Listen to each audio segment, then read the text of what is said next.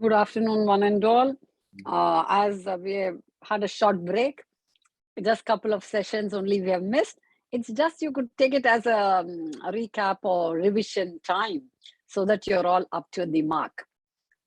So, with continuing in our venture of mastering palliative care, our next topic speaker, we have an eminent person, Dr. Sangeetha Suresh.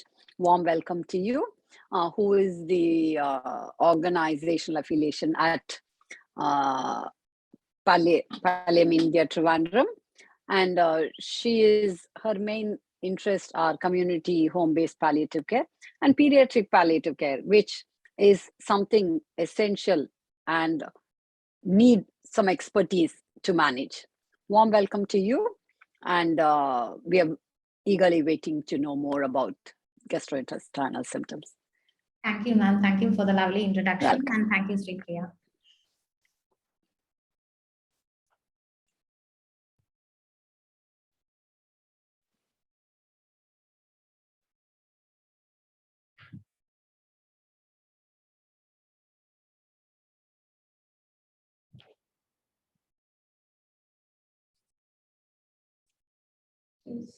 We are good to go. Okay. So, very good evening, everyone. I'm Dr. Sangeetha, working with Pallium India since 2 years now. Well, today our session is on managing gastrointestinal symptoms. We might have seen and managed gastrointestinal symptoms in different settings. But when it comes to palliative care, it is definitely, there is some change when we approach patients these GI symptoms. So today we are focusing on that, and definitely this is going to help each and every patient that you're going to see hereafter. So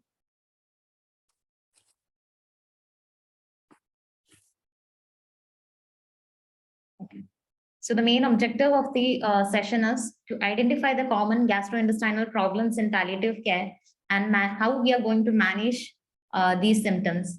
The session is on 2 parts, and today we'll be focusing on nausea, vomiting, and constipation. And we have another session on intestinal obstruction that will be on another day.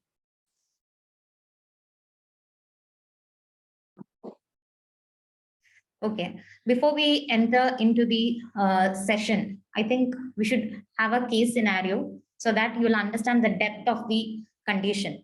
Okay, so this is a case where we have a lady, 55-year-old frayed lady. She's having gastric carcinoma and is on chemotherapy. She was admitted in the general ward for treatment of urinary tract infection, and she had vomiting, abdominal colic, and fever. Now she is tired and is admitted for completion of the IV antibiotics. She also has small, frequent, incomplete bowel movements since 4 days and is started today on laxatives. She is accompanied by her younger daughter. Okay, so hope you understood the case scenario.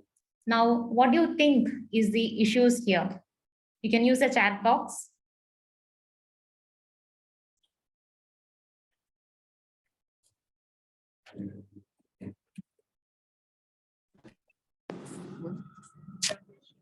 There can be constipation because of the intestinal obstruction because of malignancy. Okay. Here she is admitted in the ward with urinary tract infection. Any other issues that you can see here?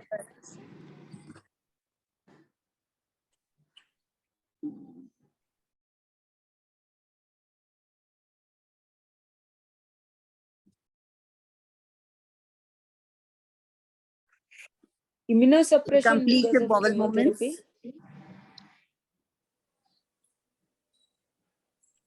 movements. Immunosuppression because of chemotherapy. Yes, that is a possibility.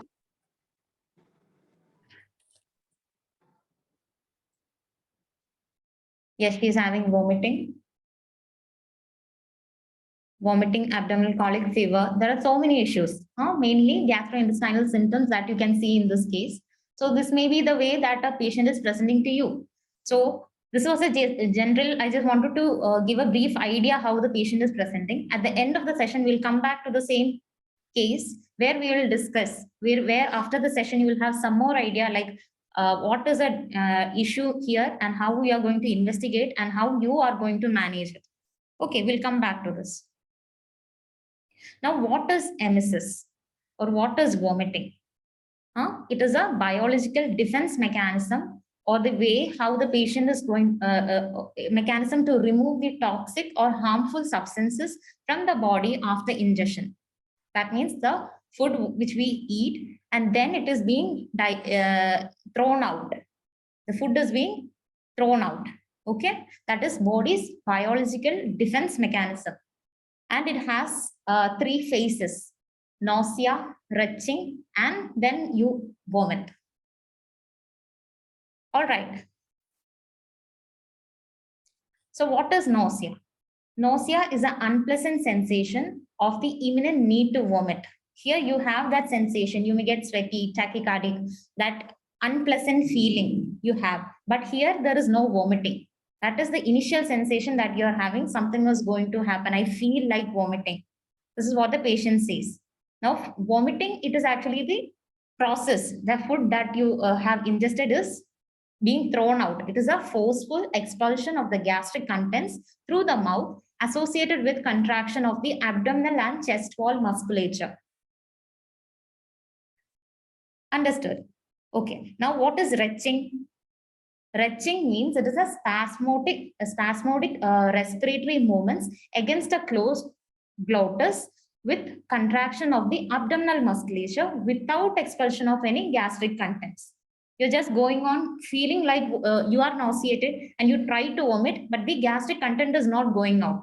You're just doing the action or the that process only is coming, but there is no food that is going out.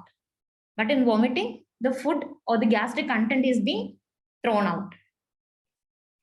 Understood? Now, what are the different types of vomiting? You can use a chat box.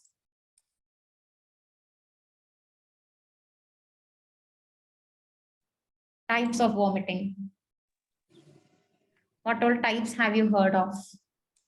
Bilious vomiting, non-bilious vomiting. Okay. Projectile, non-projectile. Okay, excellent.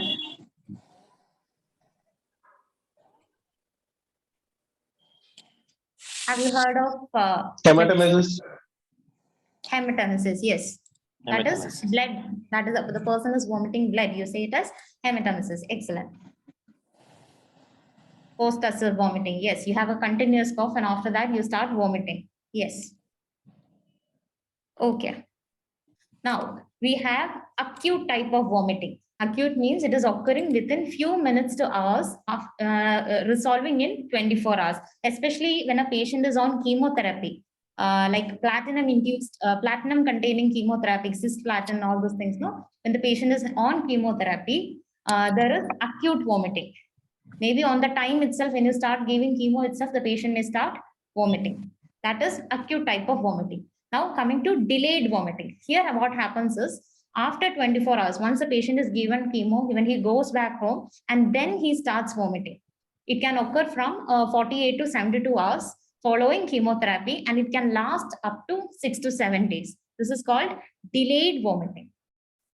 Acute is at the same time or the same day itself, it is happening. Delayed is after 24 hours, this thing is happening. Okay, it occurs because of the different types of chemotherapeutic agent which we are using. Then there is breakthrough vomiting.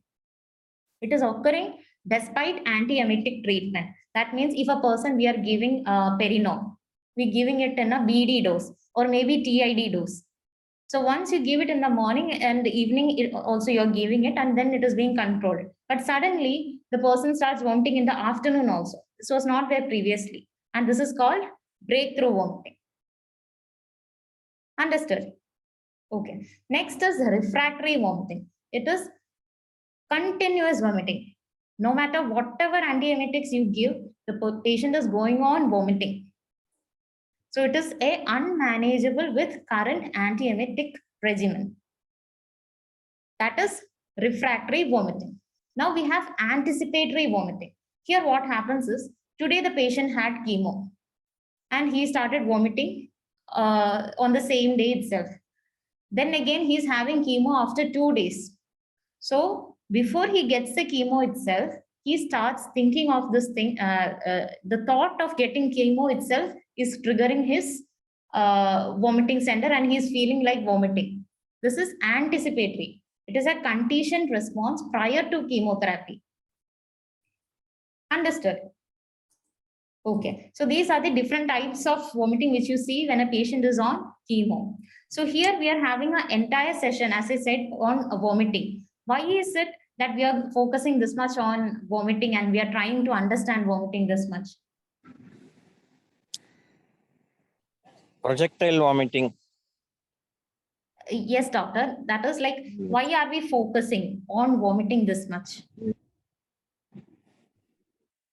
To tolerate chemo Yes. and nutrition, to balance the nutrition, maintain the nutrition level.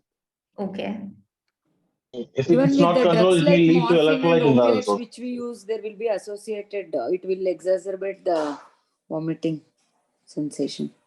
Even Okay. hydration needs to be maintained. Continuous Yeah. vomiting can cause dehydration and electrolyte imbalance also, Yes. apart Excellent. from not maintaining nutrition and cannot tolerate chemo also. Yes. Excellent. Yes. What else? From the patient's perspective, what will be he or she going through? Yes, it is an unpleasant feeling. Yes. And He makes may the not like quality to of go life for poor. another. Yes. Yes. He may refuse for a next sitting of chemo. Yes. Yes. True. So here, why we are focusing this much is because when the patient is continuously going on vomiting, as some of you said, the patient may become dehydrated. He or she may not take adequate food. And most importantly, he or she may not take the proper medications. Medications for pain, medications for this cancer treatment, the chemotherapy. So all these things can happen. So that is why it is important to control vomiting. It can affect patients' daily functioning. It hinders the quality of life. There is non-compliance to treatment, whether it be cancer treatment or the pain that the patient is having, is not able to take morphine or he's not able to take paracetamol because he's continuously vomiting. So in turn, it is directly increasing his pain and suffering. Inadequate symptom control, the fear or anxiety, poor absorption of medicines, escalates distress. It is both distressing for the patient as well as the family. Understood. The patient is continuously vomiting. Oh, my child has not eaten anything. He's in severe pain. Then how will I eat? So this is very common. So these things, when it is coming in front of you, you see these kind of symptoms. It is not just the symptom, it is affecting the patient as well as the family. So it is very important to understand the mechanism which is happening behind, and we are trying to help the patient here. So we have to focus on this. Now, what is the cause for vomiting? What is causing this vomiting? So there is different things or different causes are there leading to vomiting. Here we have chemically induced vomiting. We have drugs which causes vomiting, especially opioids. Whenever we write the prescription for morphine, we write morphine 5 mg 4th hourly and 10 mg HS. Below that, the next thing that you write is injection tablet Perinol 10 mg 6th hourly. Then we write disacodide. All these things comes. Why? Because we want to prevent the patient from developing these toxicities or the side effects. All right. So when these kind of drugs, opioids, which we commonly use, can cause vomiting. Antibiotics, it can cause vomiting. Cytotoxic agents, it can cause vomiting. The chemotherapeutic agents, that is the cytotoxic agents. Then toxins, food poisoning can occur. Ischemic bowel situations, intestinal obstructions, multi-organ failure. All these things are the chemically induced things which causes nausea and vomiting. Gastric stasis, anticholinergic drugs, opioids, ascites, peptic ulcer, gastritis. The stress-induced or drug-induced or radiotherapy-induced gastric stasis can cause this kind of nausea and vomiting. Stretch or distortion of the tract, especially in case of constipation, intestinal obstruction, mesenteric mets, all these things can cause a stretch and thereby leading to this unpleasant feeling, especially if a patient is having ascites, there is abdominal distension, the diaphragmatic nerve gets stimulated, ultimately leading to nausea and vomiting. Then there is serosal irritation, the liver mets or the ureteric obstruction. This can lead to the nausea and vomiting. Irritation of the GI tract, especially in case of infection, which is the most common infection which is causing nausea and vomiting, especially in elderly people.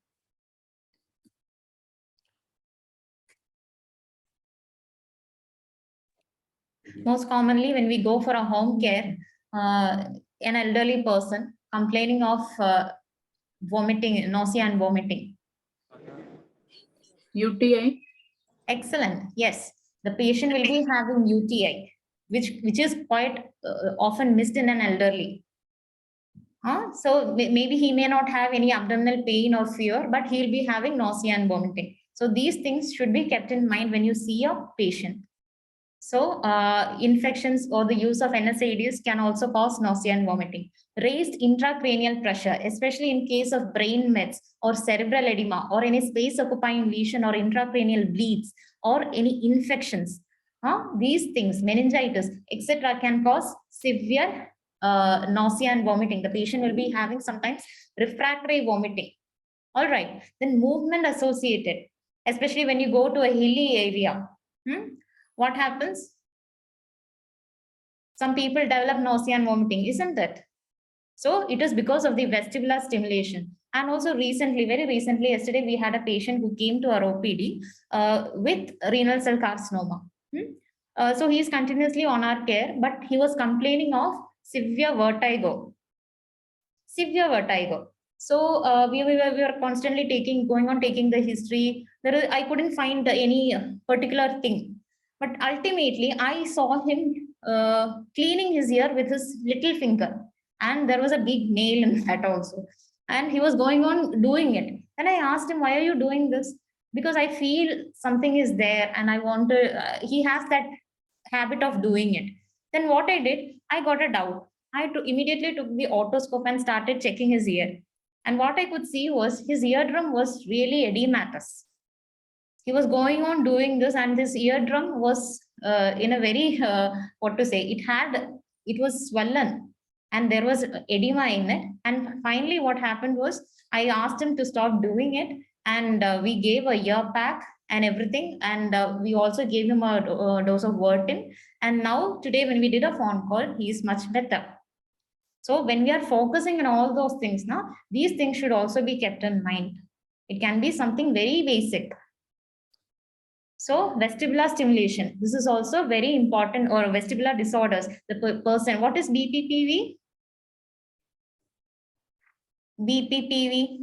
Benign paroxysmal positional vertigo. Excellent. Benign postural vertigo. Yeah. Yes, benign paroxysmal positional vertigo. So when your eardrum is being stimulated or the vestibular apparatus is being stimulated, this thing happens and you feel like vomiting. And the patient may have vertigo. The patient may not be even able to get up from the bed.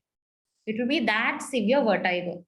All right. Then the next cause which we have is anxiety-induced. There is anticipatory or anxiety-induced. As I said earlier, when the patient, we are planning for chemotherapy, he's feeling on the next session also, he's going to, next chemotherapy date also, he's going to get nausea and vomiting. So he's feeling, previously itself, he'll start thinking about it and get this nausea and vomiting.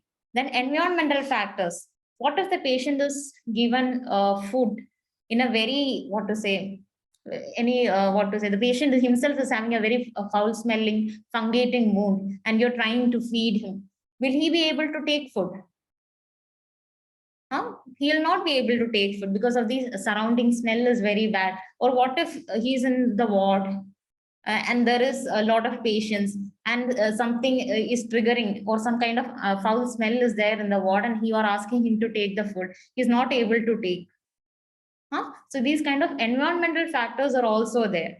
Sometimes this also happens, like you're giving him some bland food. Since we feel he's a patient, he should be given this kind of bland food, because it is, we are so much focused. Maybe he's diabetic, you're not giving him sweets or anything with sweet at all. Ultimately, he feels like vomiting. Even this can also be a factor here. Okay, so these things, these causes should be kept in mind. So is it all? Only these things you think are the factors or the causes that is for doing the causing this nausea and vomiting? You feel there is some other causes also? Anyone? Do you want to add anything? Any type of growth in oral cavity. Growth in oral cavity. Okay. Tonsillitis also can cause. Tonsillitis. Okay. What if the patient is continuously vomiting, and what can you see in his oral cavity? Pustules on Oral the tonsils. Sorry? Pustules on the tonsils. Pustules on the tonsils. Okay. Oral thrush. Excellent. Oral thrush. Candidiasis. Candidiasis. Excellent. Yeah. Yes, the patient will be having oral candidiasis. Have you seen anyone with oral candidiasis? This is very common in palliative care patients with oral thrush. Whenever you're seeing a patient, make sure you're examining his oral cavity. Sometimes even the caregiver will say he's not only taking liquid diet, he's not even able to get up from bed. Then how will we do the oral care? When we open the mouth of this patient, we will see the full white patches all over his tongue, and also in the side, the buccal mucosa, even in the hard palate. All those areas you can see the white patch. The white patch, and when he tries to remove, some people, they use the tongue cleaner and try to remove this thing. And what happens is it starts bleeding. So how we manage oral thrush here is, we ask them to clean it with a glass of water, add little bit of soda bicarbonate and little bit of salt, and then you gargle with this water, or you can use candid mouth paint on the oral cavity and clean it every 3 times a day, or maybe more than that if you require. And also we also make sure we give them tab fluconazole 150 mg OD for depending upon the thrush. We sometimes give it for 3 days, sometimes we give it for 5 days, or even up to 7 days we have given. Okay, so oral cavity should be looked for. If there is any oral thrush, definitely you have to manage that. And some people will have halitosis. This can cause nausea and vomiting. Mucositis, very common in chemotherapy patients. They will develop this mucositis, and this in turn will lead to nausea and vomiting. The patient may also have dysphagia. If suppose, as somebody said, if there is any growth in the oral cavity or in the esophagus somewhere, this can lead to dysphagia, dyspepsia, and also sometimes the patient may have hiccups. Hiccups is also very commonly seen in palliative care patients. The patient can go on having hiccups even for a day, maybe weeks, or even months. So its management also, you have to understand. Usually we give metoclopramide and also baclofen if needed.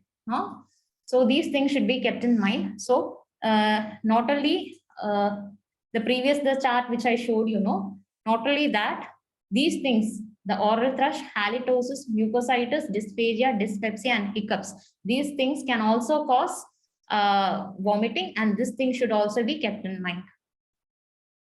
Now, coming to choosing your antiemetic. How will you choose your antiemetic? Before choosing the antiemetic, you should know what is the cause for this nausea and vomiting. Only once you identify the cause, only then you can choose the correct antiemetic. Identify the pathway which triggers the vomiting reflex. Identify the neurotransmitter receptor which is involved in this. Choose a potent antagonist to the receptor identified. Choose the route of administration, how you're planning to give the antiemetic. The patient is vomiting. If you give the oral tablet, will he be able to tolerate? No, because he's going on vomiting. So you have to change the route of administration. Titrate the dose, monitor the patient, administer regularly. How often you have to give? Is it on a 24-hour basis? Is it on a 48-hour basis? How you are going to give? All these things should be kept in mind. So this is a basic idea that you have to have in your mind before writing your prescription.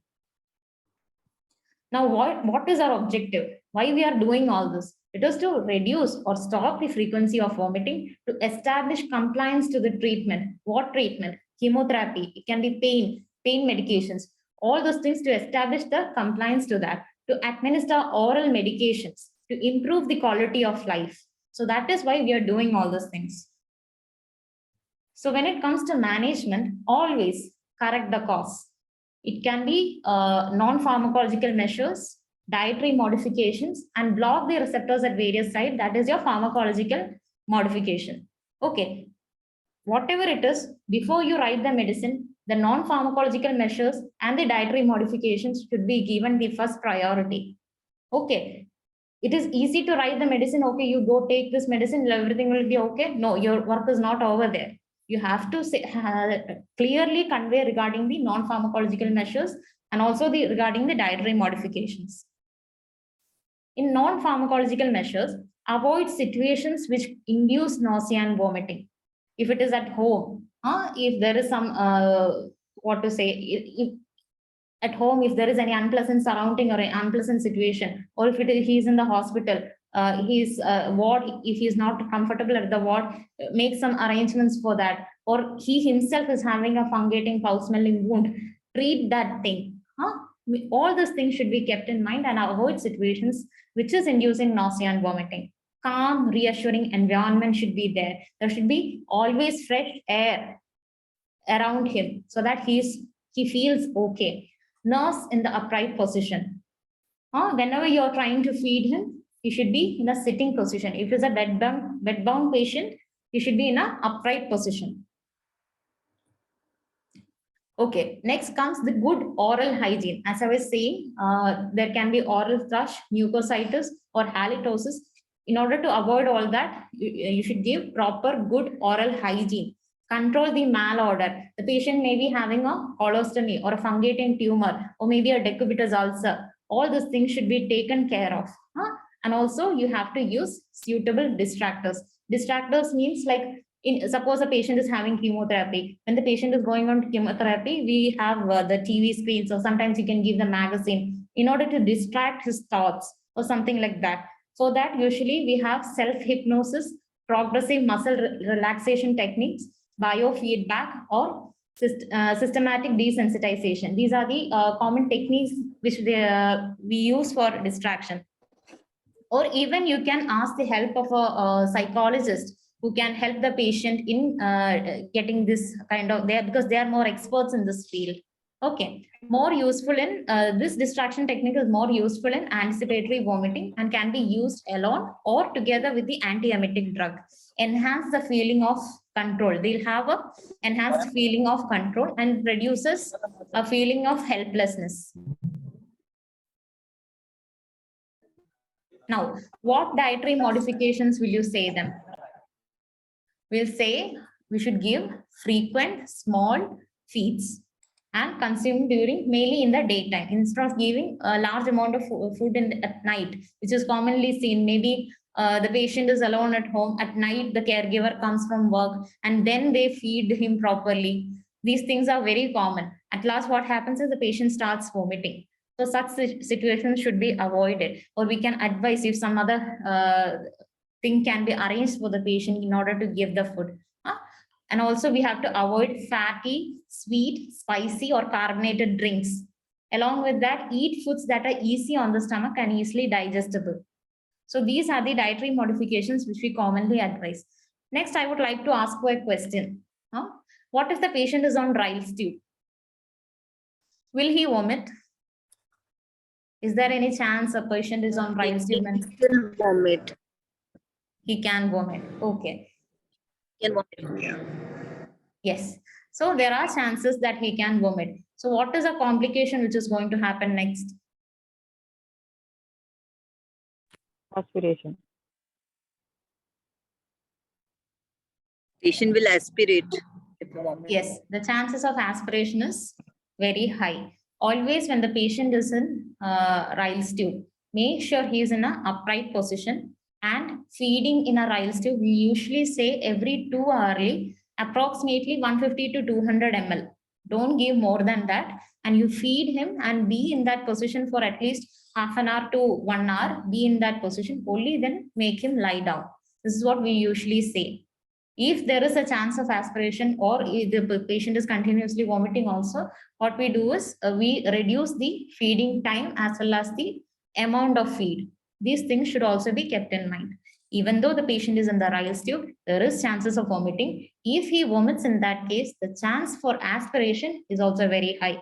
So we have to keep this mind, and on first time you're putting the patient on Ryle's tube, that time itself educate the caregiver. If it is not taken care not being taken care as advised, the chances of aspiration is there and it can lead to pneumonia and that can lead to further complications. This thing should be explained clearly to the caregiver because the caregiver will be the one who is feeding him, isn't it? So these things should be kept in mind. Now what else? You have to keep the mouth clean and do oral care after each episodes of vomiting. Okay, usually what we do is, as I said earlier, in a glass of water, you put a little bit of soda bicarbonate powder and a little bit of salt and you mix it. And with this water, we give the oral care. You can take a sponge or with a clean cloth. At the back of the spoon, you tie the cloth, you dip it in this water, and with that, you wipe the tongue and oral cavity with that. Or if you have a sponge, oral care, you have a particular sponge, in that you dip it in this water and do the oral care. If the patient is able to gargle, ask him to take it and then gargle it.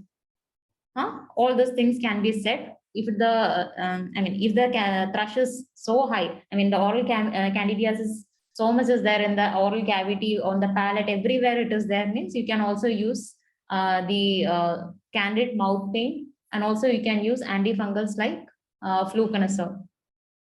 So that thing should be kept in mind. Wear loose fitting clothes.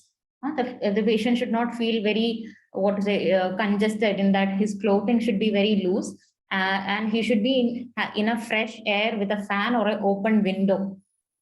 Okay, he should be relaxed. Limit the sound, sight and smell that causes nausea and vomiting. And also you can give your contact information if there is severe vomiting or nausea. It is actually, the patient will feel, okay, after doing all these measures, still I have a number so that I can call my doctor and ask what to do next. This will give some kind of mental, satisfaction for him that there is somebody whom I can call. Even this thought can help him in controlling his nausea and vomiting. Okay. Now, what are the common drugs that you use in treating nausea and vomiting in your practice?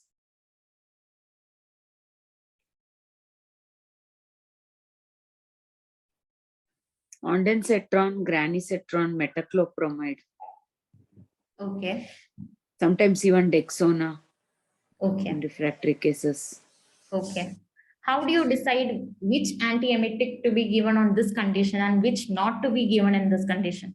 Generally, if it is associated with some prokinetic condition, then it's metoclopramide is indicated. And if it is chemotherapy related, generally 5H3 antagonists are preferred. Okay, okay. Are you all aware about the receptors and this vomiting pathway and all that? Anyways, I will explain it to you in a very brief way. So the main thing we have to keep in mind is we have these 5 players. CTZ is chemotherapy trigger zone.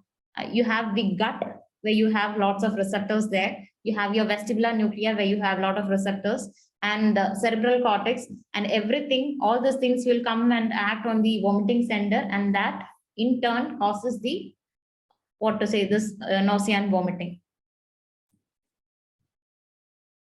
I'll play a small video for you so you'll get a better understanding of this. about the physiology of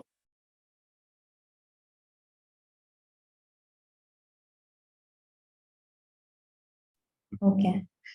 Sorry for that problem. but physiology of vomiting. Vomiting is also known as emesis and throwing up.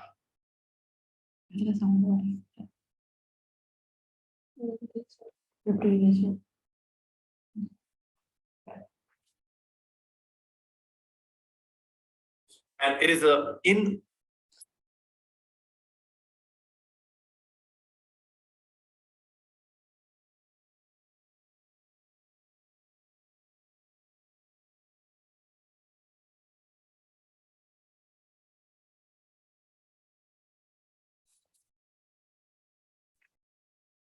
Okay, so sorry for that.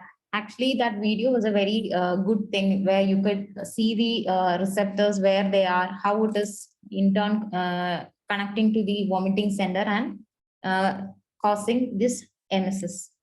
Okay, well, I'll share that video separately to you. Yeah, the link I'll share it. Okay.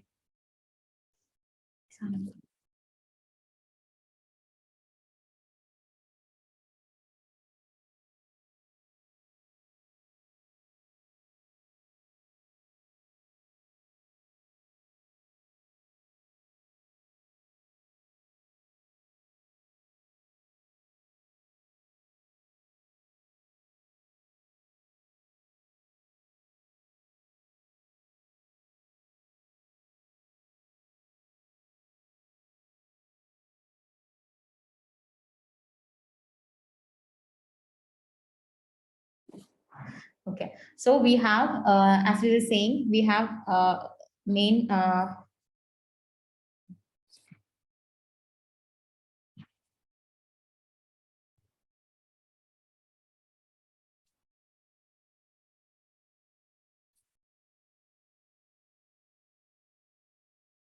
so share ion.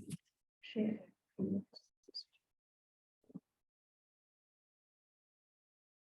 vomiting reflex.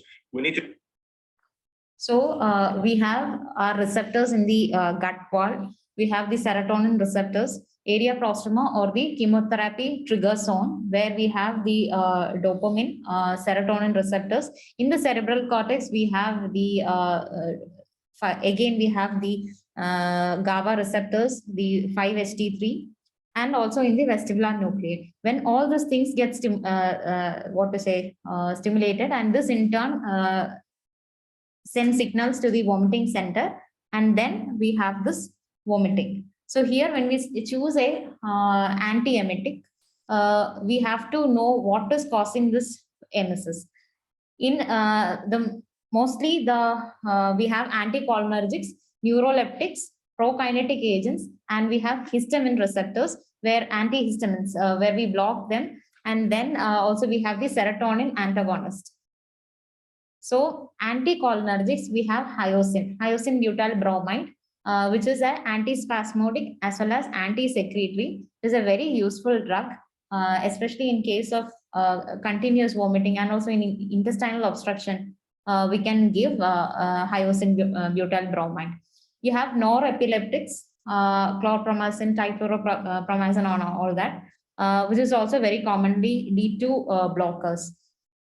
Next, very commonly used is prokinetic agents, metoclopramide, domperidone, cisapride, nosapride, ictopride, and all those things. This is also a very good drug. It is a prokinetic agent. Prokinetic means it causes the forward movement of the gut, and thus it also reduces the it also prevents vomiting. So it is very commonly used. We give 10 mg 6th hourly, and it is a very useful drug. And also in patient who is having constipation, also it helps. But only thing which you have to keep in mind is whether if in case the patient is having any intestinal obstruction or a severe abdominal pain, you are suspecting that the patient is having intestinal obstruction, this thing should not be given. Why? Why we should not give metoclopramide?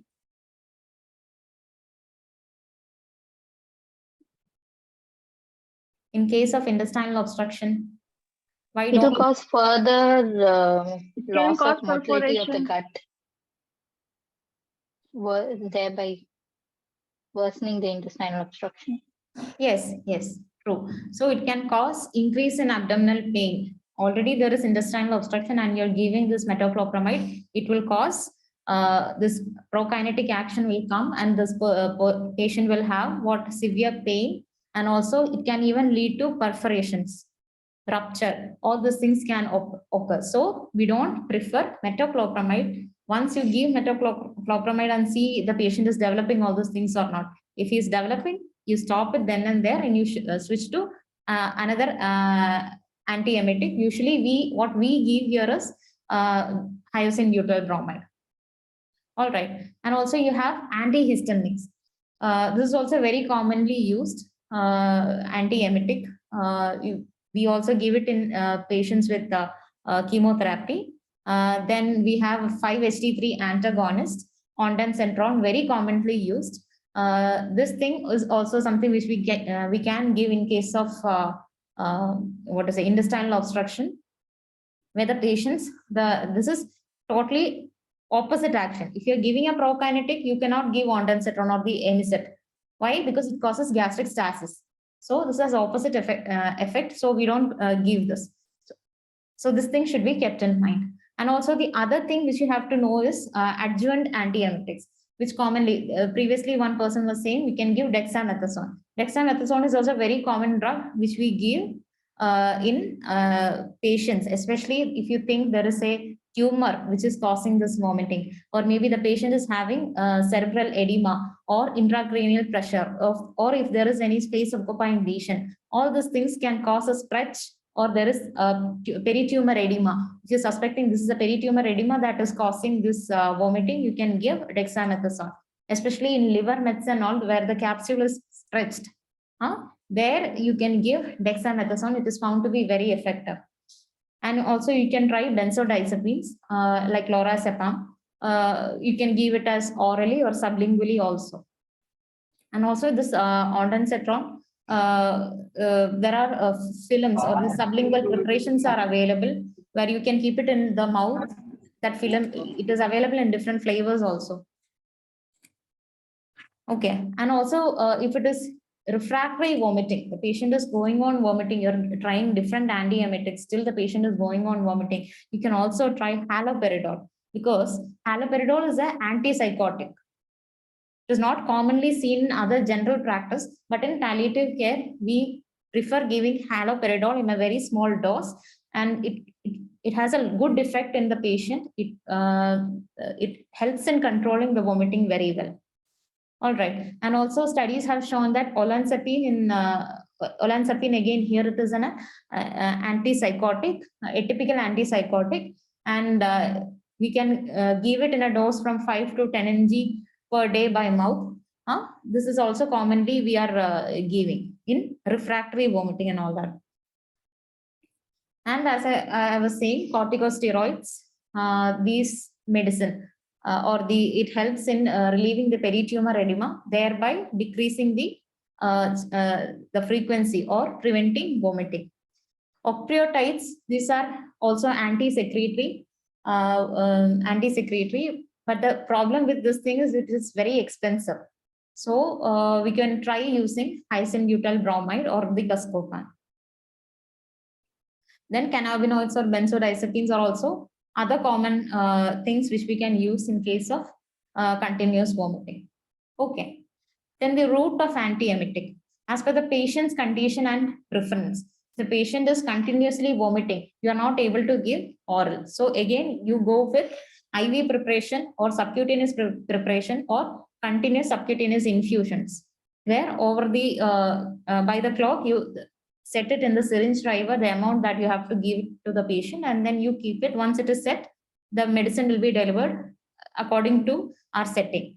Okay, so that is the thing which you have to keep in mind. Oral route is usually the best way and the easiest way, but if the patient is continuously vomiting, you have to switch it to IV, subcut, or continuous subcutaneous infusion. Then you have suppositories that is available, and sublingual preparations. As I was saying, the ondansetron, the anisette filaments are available, which you can keep it in the tongue, and then every 6 hourly or 8 hourly, as and when required. Then you also have transdermal patches for controlling vomiting. So nausea vomiting management, these are the guidelines. Document the most likely causes. What is the cause that is leading to this nausea and vomiting? Treat potentially reversible causes and exacerbating factors, especially drugs.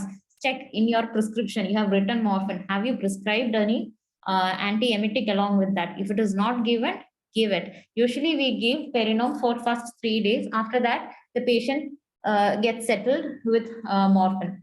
So that is usually what we see. And also, if the patient is constipated, check if there is any history of constipation. Check if there is any infections, like we were previously discussing. Is there any UTI or something like that? Check if there is any cough or any other upper respiratory infections, which is leading to nausea and vomiting. Cough, why cough? Post-tussive vomiting. No, continuously the patient is coughing, ultimately he starts vomiting. So if there is such kind of things, treat them first. Then once you give this dose, suppose Perinom 10 mg 6th hourly, you're giving the dose in injections. In injection Perinom 10 mg 6th hourly, you're giving it.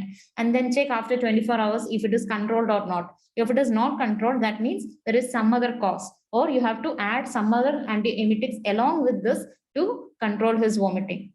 So in nausea and vomiting, if it is persisting after 24 to 48 hours, review the cause. Remember that is 1/3 of the patient will need more than one antiemetic. So once you're thinking you're giving Perinom, his vomiting is controlled. No, if his vomiting is not controlled, you can add other antiemetic as well. You can, as I was saying, you can add haloperidol along with it, or you can add Dexona along with it, and thus together they will bring down the vomiting. If on parenteral, consider converting to oral after 72 hours, or 72 hours of good control, then to oral regimen. Why? Because one day you gave injections, the patient is having good control. Next day, you go and change it to oral medication. Again, the patient will start vomiting. So that should not happen. Once he is okay with the antiemetic for at least 72 hours, injections in 72 hours, then only you convert it to oral preparations. Okay. So again, haloperidol, the dose is 1.5 to, it can go up till 20 milligrams per day. That is usually what we do, but start slow or in a smaller dose. 1.5, you can start it as BD and then slowly increase it. Then metoclopramide, as I was saying, 10 to 30 milligrams, 2 to 4 hourly. You can give it as orally, subcutaneous or intravenous. Domperidone, here again, 10 to 30 milligrams per orally, 8 hourly you can give. Ondansetron is there. This is a 4 to 8 milligrams, 8 hourly you can give. Diphenhydramine, it is usually given before chemotherapy, and it is also a very effective drug. Octreotides, this thing is very expensive. Usually we don't give it, but it is also a very good drug. Then dexamethasone, as I was saying, you can start with 4 milligrams BD, or you can increase. And also you have to side by side, you have to see whether the patient is having any intestinal obstruction or something like that. If it is in case of intestinal obstruction, the dose would be on a much higher side. But still, we start and see how the patient is responding to all those things. All right. So here we complete nausea and vomiting. On the next session, we will move on to constipation. So what is constipation?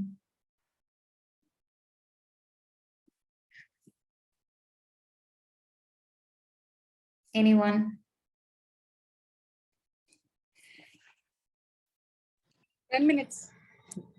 Passage of motion less than 5 times in a week. And if it is not proper consistency, very hard, you have to force yourself, then you can say it's constipation. Okay.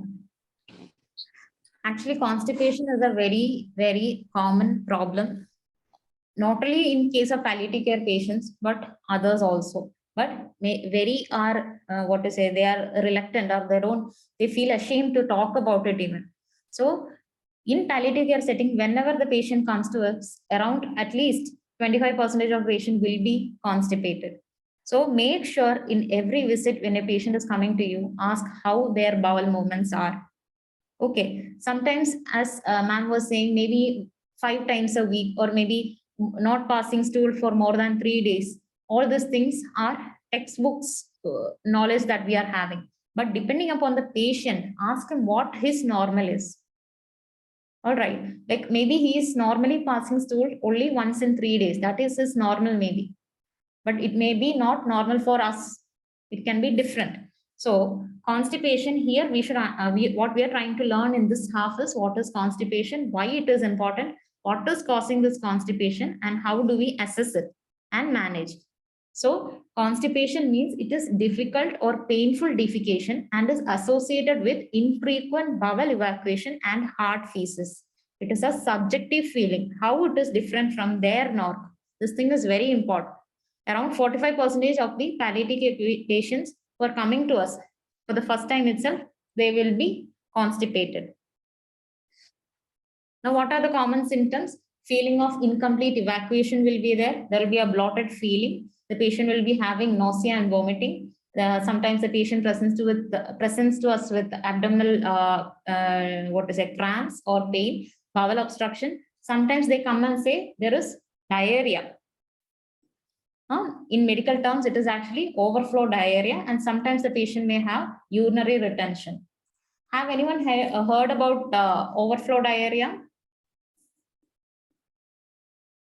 What is overflow diarrhea? Here we are talking about constipation, and now we are saying there is diarrhea. It is spurious diarrhea after constipation. Yes, The retained excellent. one. Excellent. Yes. Here the patient will be having a period of constipation, maybe 1 week or even more than that. After that, the patient start passing stools in a semi-solid liquid state. Here, what happens is, can you see my cursor? Okay. So here, what happens is the motion is here. Here fully it is packed. And now what happens is the fresh stool that is being formed here starts seeping through the sides. And then it comes out. This is seen as diarrhea, but you will have hard impacted stools up. So when you do a PR, you can see that there is motion, or the fecal matter is impacted. Fecal matter is impacted there, and the newly formed feces or the water content seeps down through this thing, through the rectum, and which the patient and the caregiver says it as diarrhea. So that is spurious diarrhea. The history that you get is the patient is continuously passing stools, he's having diarrhea. But when we ask specifically, was there a period of constipation prior to this? That is where you can identify spurious diarrhea or overflow diarrhea. Sometimes the patient presents with urinary retention. Urinary retention, why urinary retention? How is constipation causing urinary retention?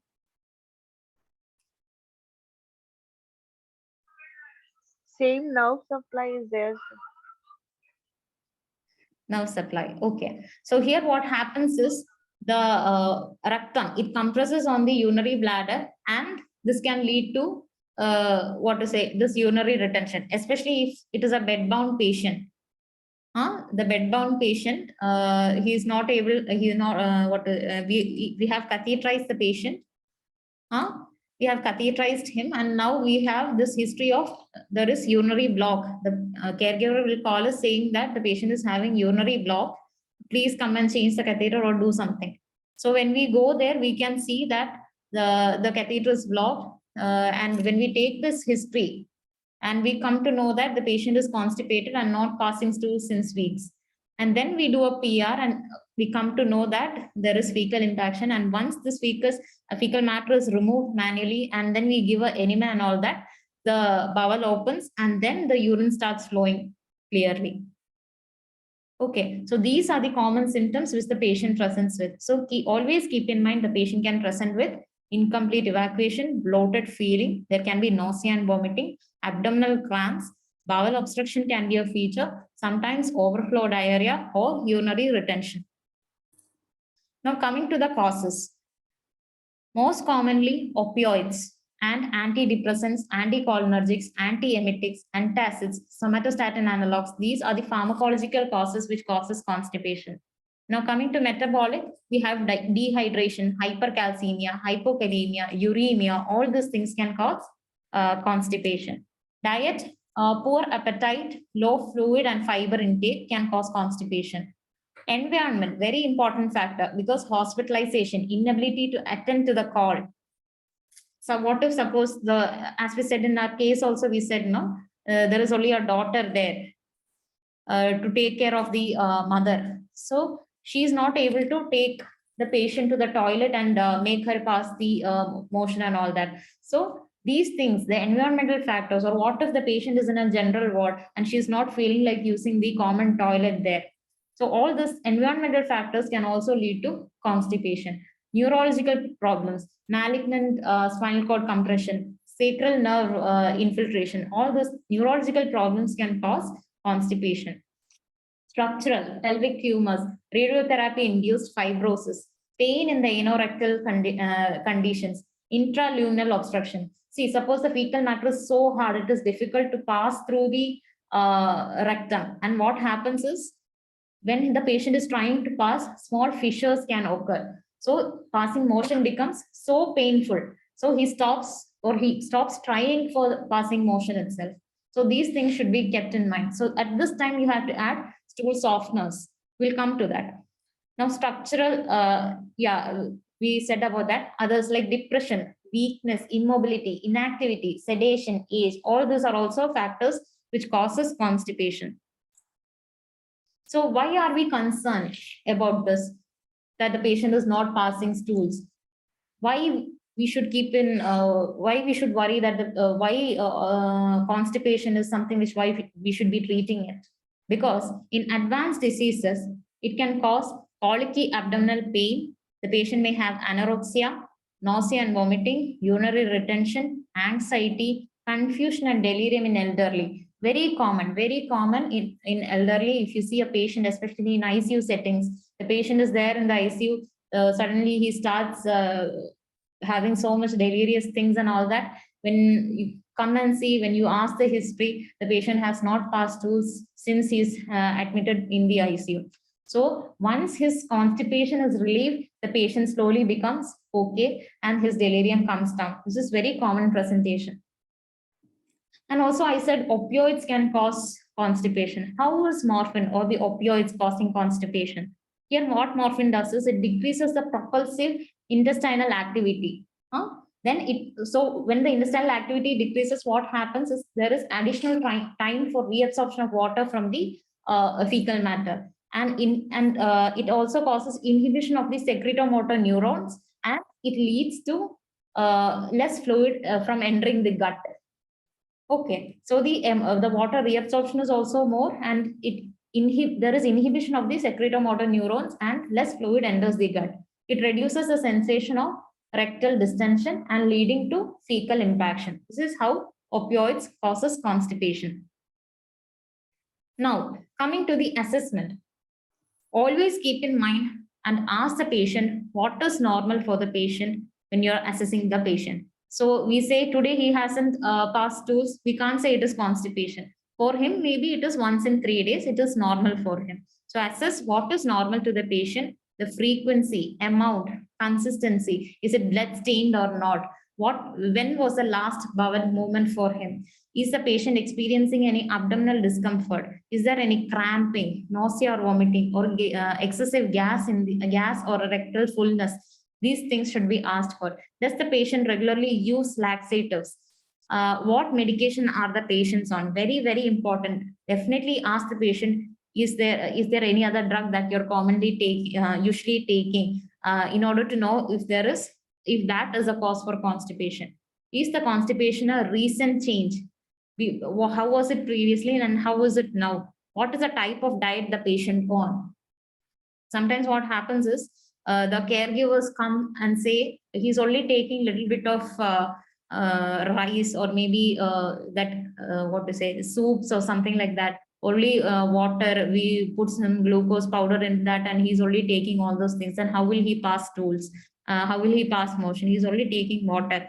Or sometimes the patient say he's having diarrhea, then how, why are you going and giving him an enema? Or why are you writing laxatives? These are the common questions which we get. So what happens here is you have to make the caregiver understand regarding the serious diarrhea. It is because of this the patient is passing this slow stools. Or even if the patient is not eating anything solid, there is some amount of shedding that is happening in your intestine, and that will make fecal matter, and that should be passed out.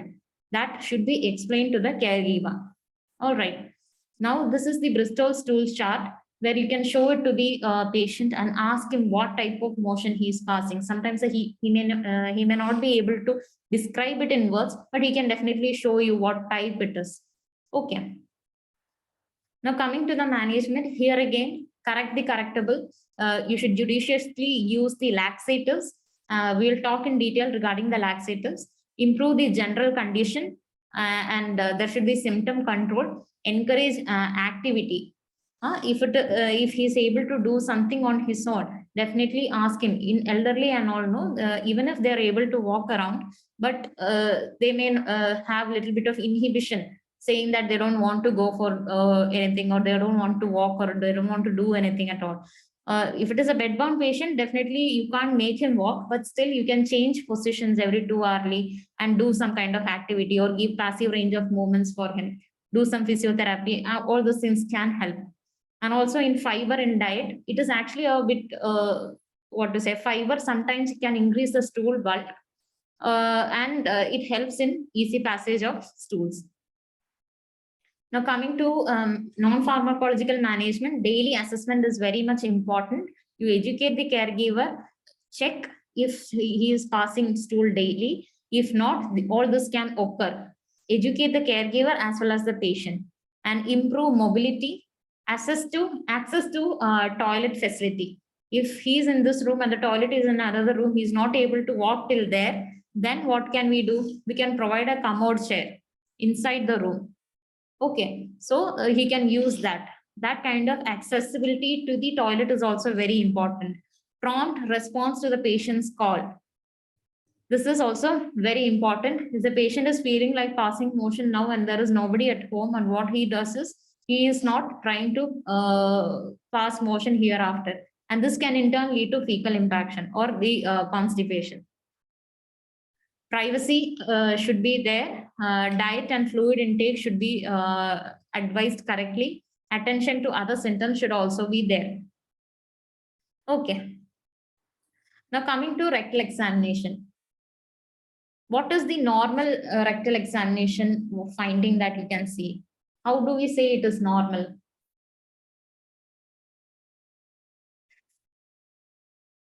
So if the rectum is empty and collapsed, it is indicating it is a functioning normal bowel. When we do a PR, per rectal examination, we enter the rectum and we get to see the rectum is empty and it is collapsed. There is normal sphincter tone. If it is there, we say it is normal. If the rectum is empty and dilated, it indicates feces is high up in the bowel, and we have that feeling there is some amount of stool which is there, and he is probably constipated. Now, if we do a PR and feel there is balloony rectum, that means you have a lot of space in the rectal area. That means it is indicating gross constipation. Okay, if there is feces in the rectum, then you determine the consistency and manage accordingly. Usually, what we do is sometimes if we feel there is feces, we manually remove it and then we give a enema or suppository. Sometimes even we can feel the tumor mass. It will be irregular, hard, immobile, and referring to the and we have to do further evaluation what that mass is. Always, if you are writing morphine for a patient, make sure you're writing laxatives, because as I was saying, opioids, 90% of the chances, 90% of the time it causes constipation. So if you're writing morphine, the next thing that you write on the prescription should be a laxative, because constipation is really distressing for the patient. So when try to avoid this from occurring. Okay. Now coming to the laxatives, we have different types of laxatives: bulk forming, fecal softeners, osmotic, stimulant laxatives, and etc. So bulk forming is called husk, methyl cellulose. Stool softeners, you have liquid paraffin, deposits sodium. Osmotics, you have all those things, but it is not very commonly used in our setting. What we commonly use is stimulant laxatives and stool softeners. Stimulant laxatives, most commonly bisacodyl, is what we use here. Prokinetic agents like metoclopramide, which we discussed, is also commonly used. So bulk forming, it stimulates peristalsis and bulkier and softer stools are formed, but it is unsuitable for elderly and debilitated patients as they need to drink extra fluid. So we don't prefer this that much, and normally not used in palliative care patients. We have osmotic laxatives. It is non-absorbable sugars, excrete an osmotic influence, causing water retention in the lumen. So here again, it can cause dehydration and cramping and nausea in patients. So it is not commonly used. We use stool softeners like liquid paraffin. I'm sorry, cremafin. Liquid paraffin is not used as laxative, better to combine with the stimulant laxative. Alone, we don't give. Okay, stimulant laxatives, as I was saying, has a direct action on the myoneric plexus and submucosal plexus, has both motor and secretory action, and should be avoided in complete obstruction. So the patient is having complete obstruction, then if you feel so, you should not give stimulant laxatives. Here also, we have to know the watch for the patients developing any symptoms like pain or cramps or something like that, you stop this. Now, the prescription, how we write is, usually we give 10 milligrams as HS dose plus the softness, and then we give bisacodyl 10 mg BD. If it is not working, then we increase the dose to TID. Then rectal measures, we do a PR. If the patient is constipated, we do a PR. We try doing manually, we try to remove the fecal matter, and then we keep suppository, or we decide on giving high or low enema. Usually what we do is we give higher enemas. In suppositories, what happens is, if you're keeping the suppository in the center portion, sometimes it may enter into the fecal matter. It may not have any action. So whenever you're keeping suppositories, make sure you're keeping it on the rectal mucosa, so that it has that local action, and then only the patient will have the tendency to pass the motion. Okay, now higher enema, how do we give? Here we put a suction catheter, and then we put a suction catheter and then give the enema. So it surpasses the fecolith and then enters up, and then we give the enema. So spurious or overflow diarrhea, which we have already discussed, is sudden onset of diarrhea after a period of constipation. It is suggestive of chronic constipation and fecal impaction. Rectal examination and digital evacuation is the treatment, followed by regularization of laxatives. So constipation is a symptom, not a disease. No laxatives work if you do not give enough or do not give it at all. Will generally require a softener and stimulant. So as I was saying, the initial case which we were discussing about that frail lady, 55-year-old, who was diagnosed with gastric carcinoma and was on chemotherapy. Now she was admitted to the ward with urinary tract infection. She's having vomiting, abdominal colic, and fever. And now we are giving her antibiotics. She has small, frequent, incomplete bowel movements for 4 days and started on laxatives. She's accompanied by her younger daughter. So now you tell me, what are the issues that you are seeing here? Environmental condition, ma'am. So her younger daughter is not able to take her in the washroom or something. Yes, very good, very good. Yes, that is there. What other issues are here?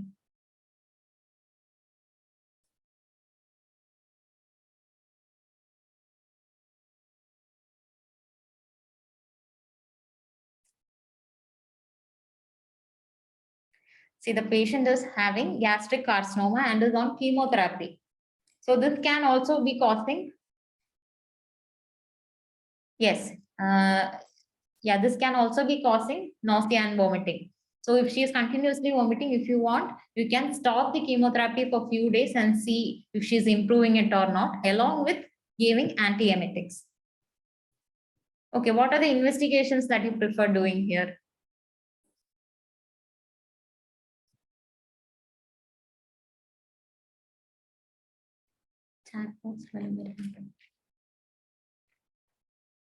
What investigations would you like to do here? The patient is continuously vomiting, and what investigation you want to do here?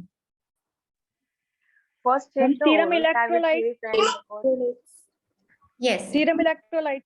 Excellent. Yes, we have to check her serum electrolytes because she is continuously going on vomiting. Her electrolytes may be deranged. Yes. What else do you want to check? Will you go for any X-ray? Yes, to rule out any obstruction. Yes, we can go for an X-ray and see if there is any intestinal obstruction. If there is any intestinal obstruction, what can you see in an X-ray? There will be multiple air fluid levels. Yeah, multiple air fluid levels will be there. If it is there or not, we can check. And also you can see the fecal matter. If there is any, what to say, if there is no intestinal obstruction, you can see the fecal matter. That is the cause for her nausea and vomiting or abdominal colic. We can confirm from that. Serum lipase and amylase, yes, we can check all that. UTI test, ma'am. Yes, definitely, because she is admitted here for urinary tract infection. We'll check her urine routine as well as you can do a urine culture. And also other environmental factors are, as she was saying, that is also a very important thing which you should keep in mind. Try to ask for any other family members who can help here at also. And coming to the management, here again, you can add laxatives. So in case of laxatives, what happens is the patient will say he or she has already been taking laxatives. Make sure you're asking what laxative he or she is taking and what amount they are taking. These things should also be kept in mind. Sometimes they're taking only the stool softener, and that too the dose will be very less. And then they say, yes, they are taking this thing, but still they are not passing any motion. Or sometimes they might have initially had a very unpleasant situation where they took the, what to say, took the laxative, but they had increased purge and the patient felt very tired and sick, so they stopped taking laxatives. All these things can also happen. So whenever the patient is having a diagnosis like gastric carcinoma, make sure on the initial stage itself, tell them all these chances are there that this can happen in the future. So make sure you're passing motion, or make sure your urine is going well. Make sure you're taking your pain medications on time. Even if you are having any nausea tendency, report to us. Start the treatment on the first hand itself. Okay. Yeah. Sorry, we are running out of time.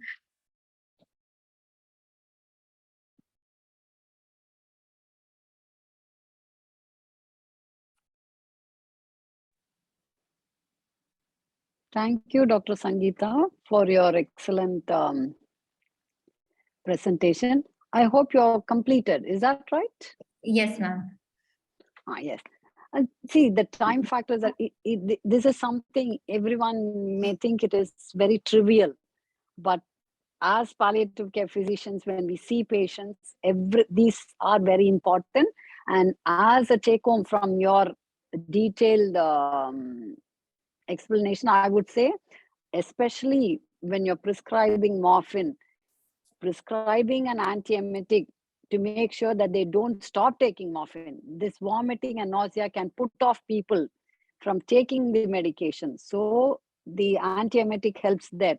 And as she mentioned, even with my practice, what I've seen, in 3 to 5 days, they will settle very well. They themselves will stop and tell, we will take the antiemetic when required. And similarly, laxatives. If you don't prescribe a laxative when you're prescribing morphine, it is not good practice, because you know that constipation is going to happen. And if you're not going to take care of that, that doesn't do any justice. So both the topics are so important and essential. All of us understand, and this should become like as a routine when you start to prescribe morphine, antiemetic to start off. In fact, I would even tell them to take the antiemetic an hour ahead of the morphine, so that even that nausea symptom is not there. It's taken care of so well, and then go ahead continuing and get the benefit of morphine. And similarly, laxative has to be, you can tell them to take regularly, and then if they have diarrhea, skip and then tailor make it according to the need. So these are very, very important things which we have to mention, and only then it's a like a total pain management, like only then the whole full element is covered. So everything has to be taken care of appropriately, and you have dealt with in great detail all what we have gone through today is essential. I know we have gone past our time limit. I would just say, like, we could continue with the discussion with whatever. I'm just having a look at the chat if someone has they've just added on some more investigation, lipase, amylase. Yes, liver function can be seen, liver function test, just to make sure that for the case, I think they've added on few more messages on the chat. Yes, what all to be. That's all. An overall idea and understanding is essential. People might have thought, oh, nausea, vomiting is very simple. It is simple as long as it is dealt with appropriately, because once they can't eat and that puts them off. So when they're able to do that, back to what they can, the small frequent meals is something which has to be taught and told, because general people are used to eating two meal or 3 meals in a day. That will never work with palliative care patients. Only thing there, I'm not having my video on, please excuse me, because some power outage I'm having. So in between I had to shift to hotspot external device Wi-Fi. So that's why, unfortunately, some work is going on where I am today. So please bear with me. I'm not getting my video on. Sorry about it. Hopefully next time I'll be back on. Okay, ma'am. So we did have a case scenario brought in by Dr. Anjali, but I believe the time would be a factor. Dr. Radha and Dr. Sangeetha, what are your suggestions? Like, should we? No, see, I would say we'll leave it to the because, as you said, now we have just got 8 minutes, and hope the doctor who has brought up the case also not to be offended. We have, if what is their opinion also, I would ask, because we were thinking of discussing the same thing, and as we have gone in detail, please express your opinion also, and if you're happy, you can unmute and ask questions or type on the chat.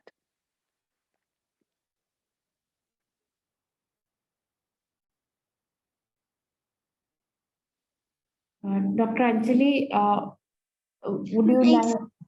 It's okay, ma'am. It's okay, ma'am.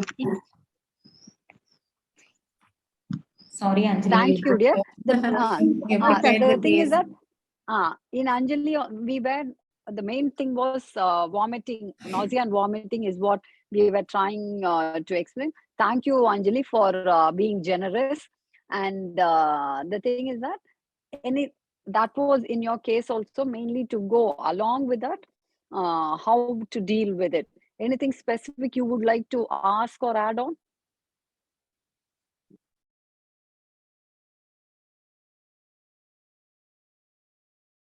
Anjali, if you want, you can just briefly say a few words regarding the case, and if there is any points that you want to discuss, you can say. Yes, ma'am. Ma'am, my case was about the 26-year-old female.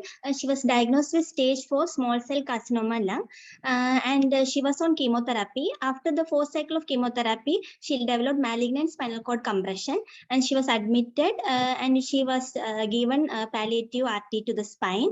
Also, she was on pain and palliative side. that is on morphine. Along with morphine, she was given taperinone, metoclopramide, and bisacodyl, and she was also on imipramide at night.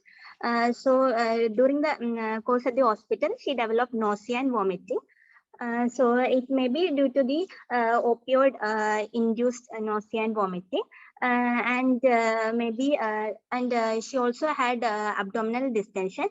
And when we checked the blood routines, there was abnormal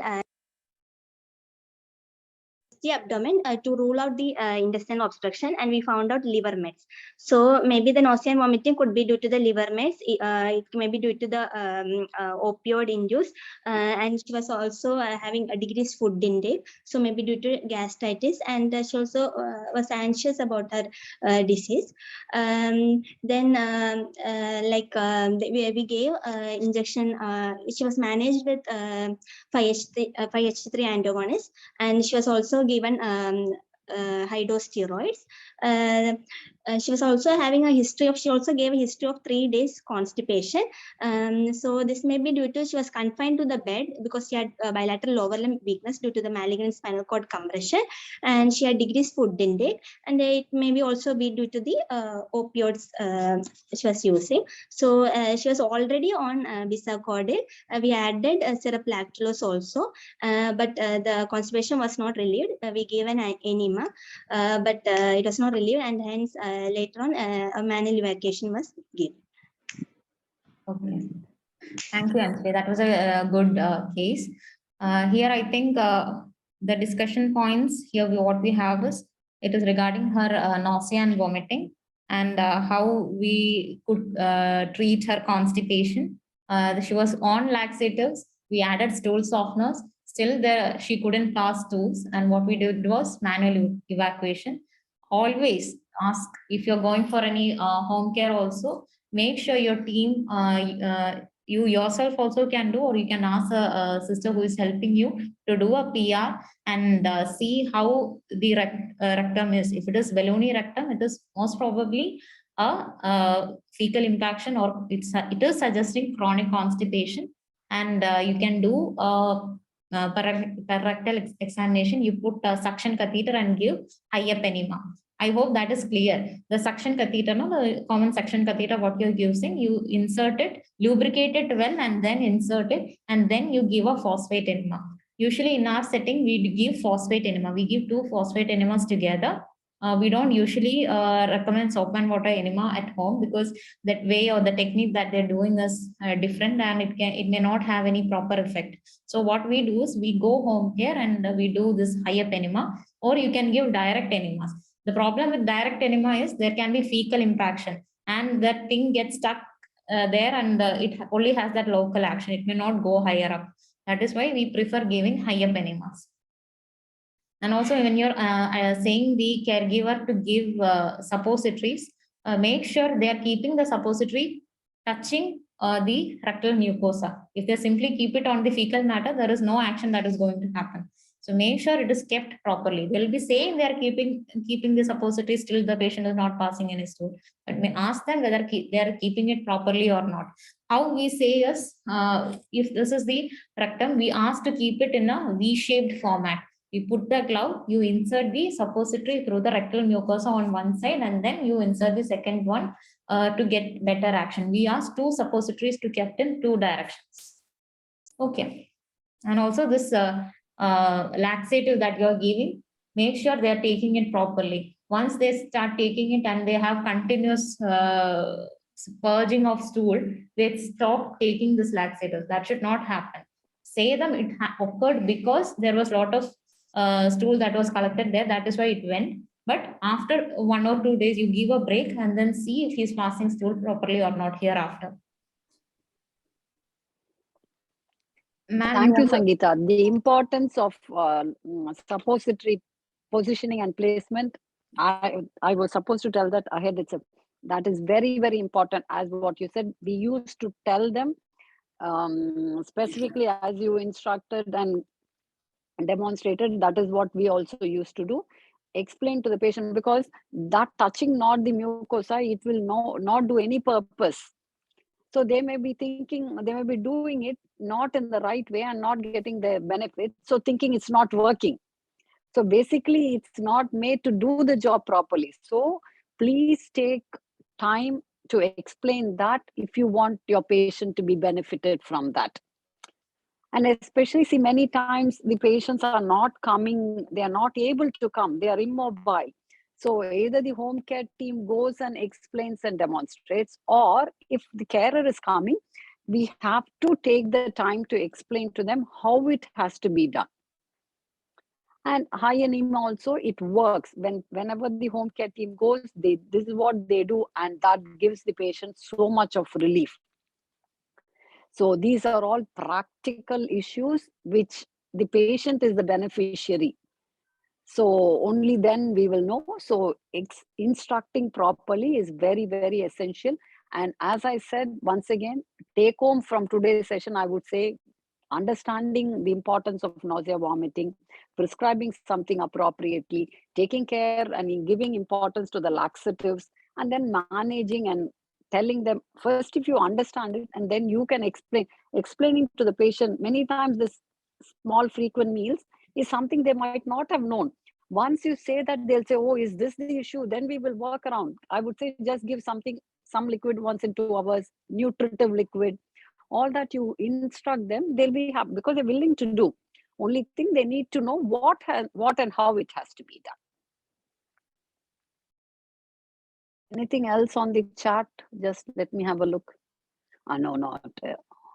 Okay, is anyone wanting to ask anything? Or if everyone is happy with what we have had, you can go ahead, Sri Priya. And also, please go through that video because that is a very useful video. You can see what receptors are where and how this antiemetic drug that you're giving, how it is going to act. All those things are very clearly mentioned in that video. Make sure you're seeing that video. Okay. Sorry, we couldn't play that. Please in our share. session. That's all. See, when it was playing also, it was not coordinating, dear. See, it was playing and then, so because that is important, isn't it? Because when you're telling, if only when it coordinates, the benefit will be there.